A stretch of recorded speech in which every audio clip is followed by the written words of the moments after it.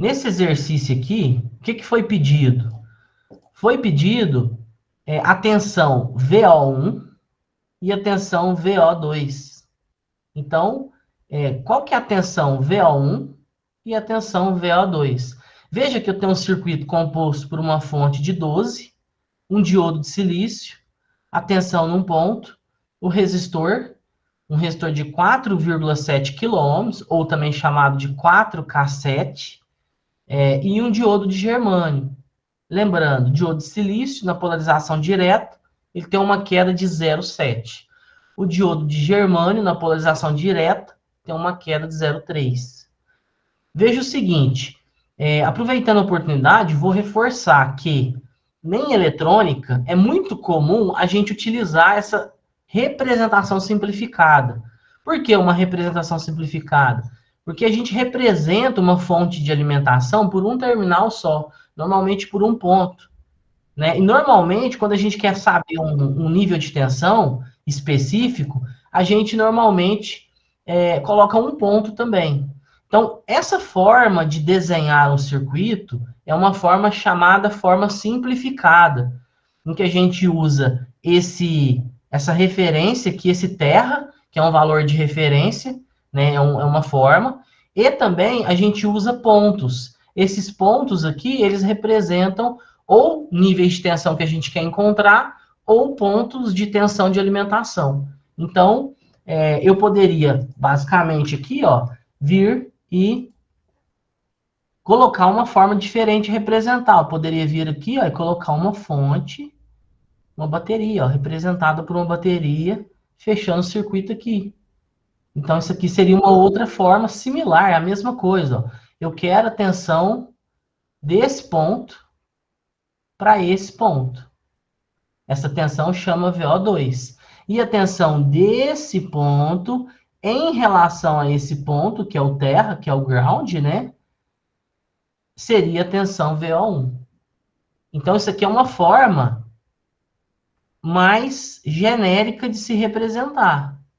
Né? A bateria de 12, a fonte CC, uma fonte de corrente contínua, né? E eu estou querendo saber a tensão VO2, que é a tensão do próprio diodo, né? Desse diodo de germânio, e quero saber a tensão VO1, que é a tensão do resistor mais a tensão do diodo. Por quê? Porque é a tensão desse ponto em relação ao terra. Então, tudo que tiver entre esse ponto e o terra vai ser considerado na nossa análise, certo? Então, isso aqui seria uma forma tradicional, mas em eletrônica a gente usa muito a forma simplificada, facilita muito.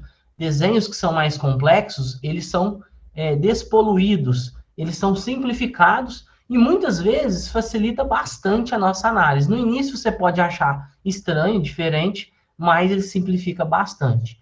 Então, o primeiro ponto aqui desse exercício, vou vir aqui, ó, pegar uma cor diferente aqui.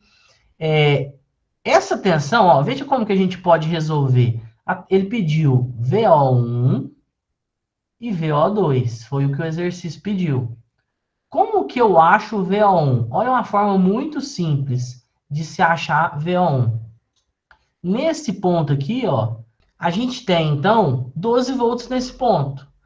Esse diodo, ó, ele está polarizado diretamente. Eu tenho anodo e catodo. Então, eu tenho 12 volts aqui no anodo em relação a esse ponto que é o catodo.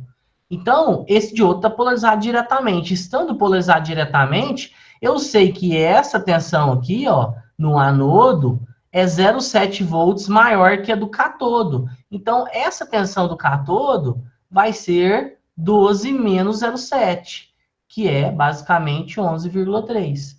Então, a tensão desse ponto em relação ao terra é 11,3. Essa seria a forma mais simples aí, né, de encontrar, né? Eu vou apagar aqui que a gente já coloca a resposta aqui. Então, 11,3 volts. Recapitulando, por que é 11,3?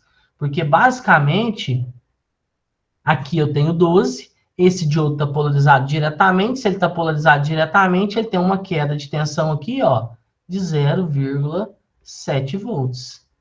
E aí eu posso vir e deduzir isso. Eu posso falar que a tensão no diodo é igual, a queda de tensão no diodo é igual a tensão no anodo menos a tensão no cátodo. A queda de tensão no diodo eu sei que é 0,7, porque ele está polarizado diretamente.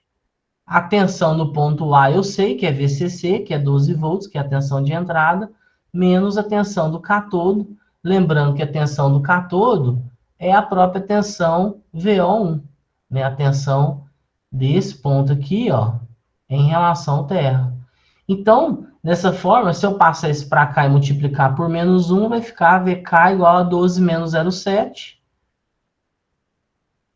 A gente vai ter 11,3, certo? Mesmo resultado aqui que a gente encontrou anteriormente. Beleza. E agora, para eu encontrar a tensão VO2? VO2 é bem simples também. Eu tenho que olhar como que o diodo de germânio está. Veja, anodo, cátodo. Veja que o sentido da seta é o sentido da corrente. Então, a corrente está entrando aqui e saindo aqui por baixo, ó, no cátodo. Então, esse diodo está polarizado diretamente. Se ele está polarizado diretamente, a queda de tensão nele é 0,3. Então, dessa forma, né, a gente tem que o diodo de germânio, polarizado diretamente, possui uma queda de 0,3, e 0,3 é a tensão em cima dele, que é a mesma tensão do ponto VO2. Agora, para alguns aí, né, poderiam estar em dúvida, por que que a tensão do diodo é a tensão VO2? Veja, a tensão VO2 é a tensão desse ponto para o terra. Mas aonde que o terra está ligado? Onde que a referência do meu circuito está ligado? No cátodo. E aonde que o VO2, o ponto que eu chamei de VO2, está ligado? No anodo. Então, a tensão VAK, anodo cátodo, é a tensão VO2. Certo? Dessa forma, a gente fecha. A gente poderia trilhar um caminho mais difícil um pouco. Que caminho seria esse? Eu tenho que essa tensão aqui é 0,7, que essa tensão é 0,3. Então, eu tenho 1 volt de queda. 12 menos 1 volt de queda, eu tenho basicamente 11 volts, certo? 11 volts é a tensão desse ponto para esse ponto. Por quê? Porque eu tirei a queda desse diodo e tirei a queda desse diodo. O que sobrou vai ficar em cima do resistor. Então, em cima desse resistor aqui, ó, eu tenho 11 volts. Se a tensão desse ponto em relação ao terra é a tensão do resistor mais a tensão do diodo, a tensão no resistor é 11 e a tensão desse diodo é 0,3, então a tensão desse ponto em relação ao terra é 11,3.